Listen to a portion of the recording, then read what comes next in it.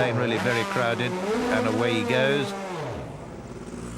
And gently, gently, when that engine comes off cam, it really sounds like a very basic engine. Once it's up and wound, it sounds absolutely beautiful. And out there on the Mulsanne Straight, the echo of these impressively quick cars is just a wonderful noise at dusk.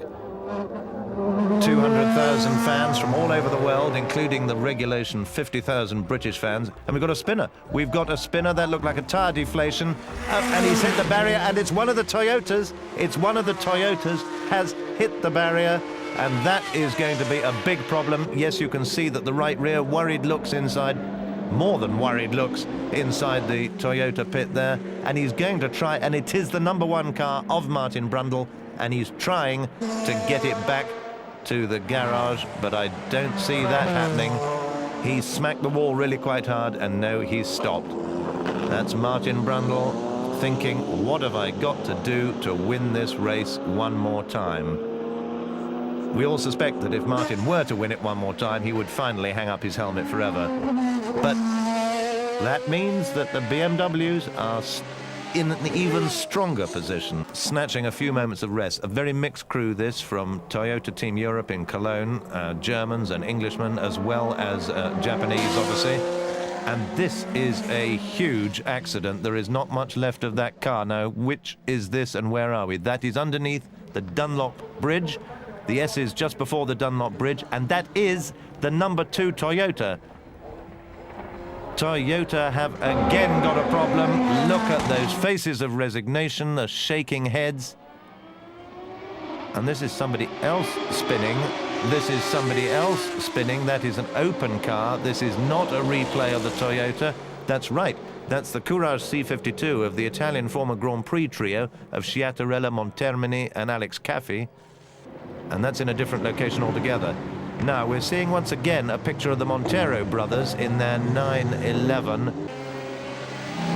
There is a full course yellow flag here, and the doctors are working on that car. Thierry Boutsen yet to be extracted from that car.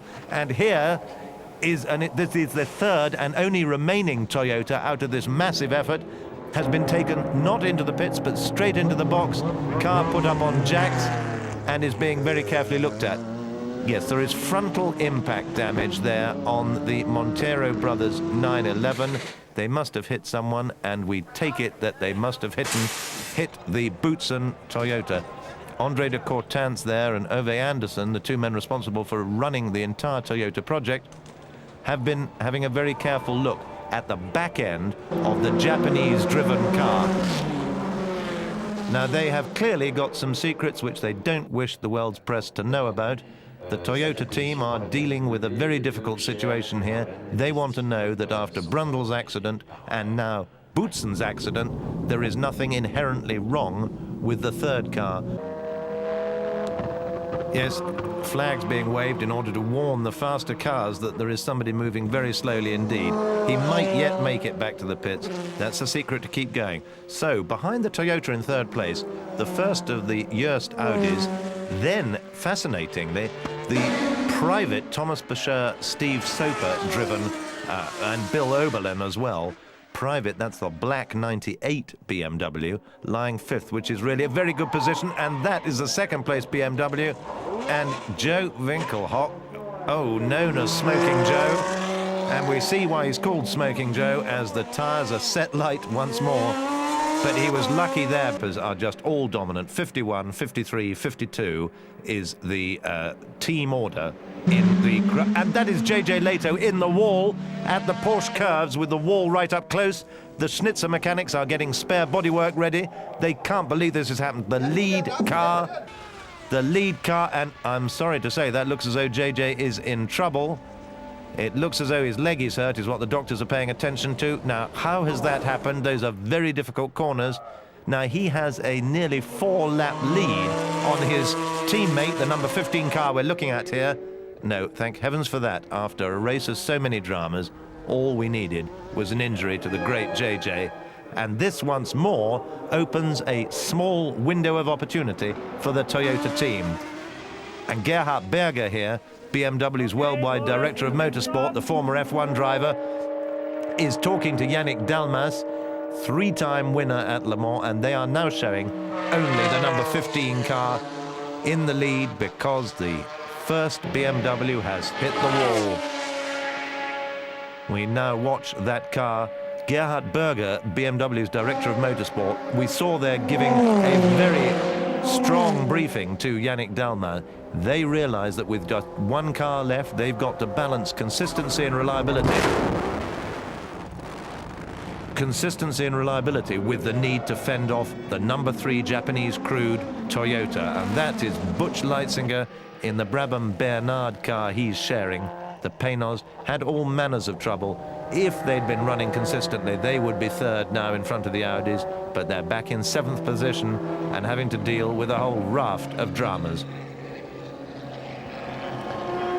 So, Katayama, Tsuchiya and Suzuki, that's Toshio Suzuki, not the former Formula One driver, the 44-year-old Toshio Suzuki, are in hot pursuit of Pierluigi Martini in the sole remaining BMW. Tension there you can see from the clenched fists in the Toyota pits. Grand Prix of endurance without reason. But having said that, Katayama has unbelievably just put in a new fastest lap.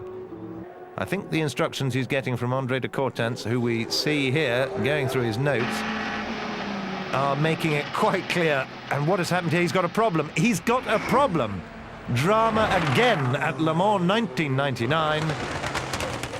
That's Katayama. Look, he has had a blowout just over the crest of the Mulsanne at the Mercedes flying strip there, just 300 meters behind us. What a disaster. That is the damage to the... Look at the nature of the tyre. He's driven back to the pits on that, and it is bound to have had some damage caused to the underneath of the car.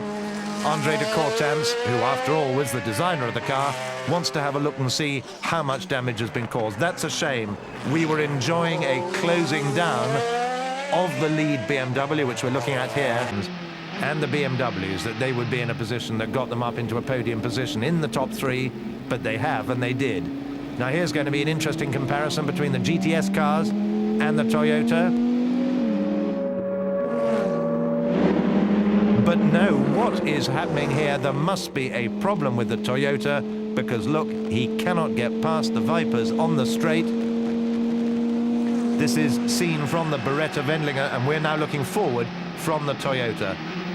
There has to be a problem, or following the accident, it could be that following the tyre blowout, who's to Schoenack there, the boss of the Chrysler team, Toyota have decided they've got to settle for second. Cheering them on the pit wall, giving Ukiyo some encouragement. Gerhard Berger can scarcely believe his luck as he looks on at the television monitor as Pierluigi Martini brings BMW number 15 towards the very last curves of the Ford chicane, coming up towards the start-finish line before the packed grandstands. The 67th Grand Prix of Endurance at Le Mans is won by BMW, the BMW of the pit lane on Charlie Lamb's Schnitzer team pit wall. Ukiyo quite rightly getting a huge round of applause. And so we come to the podium celebrations, and that is one lucky and relieved team. 3 disappointed Japanese sportingly give the BMW men a hand and accept their own second-place trophies.